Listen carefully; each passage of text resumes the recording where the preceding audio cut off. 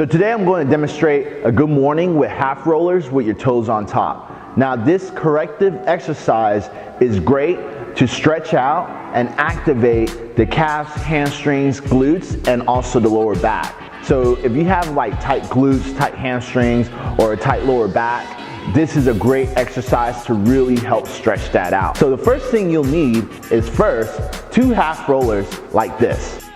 Then you also need at least a weighted pole like this.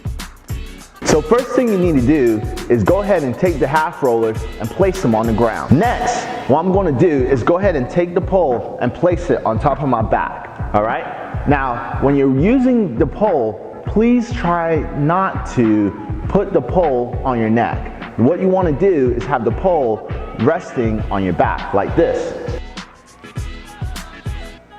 So next, what I'm going to do is go ahead and walk up to the half rollers and put my toes on top. Now I'm in the ready position. So the first thing I'm going to do is have soft knees, okay? Have a slight bend in the knees, really push the butt out, keep the chest up, and then you're going to push the butt out and go down slowly. Now you're going to feel a stretch. Now if it's too much on the hamstrings, it's okay to go ahead and bend your knees a little bit more. But if you want to really stretch out those hamstrings and glutes, then continue to go down. You want to stay here at least about 2 or 3 seconds so you can feel that stretch. When you slowly come back up, hyperextend the hips and squeeze the glutes just like this. And then you want to go ahead and do it again.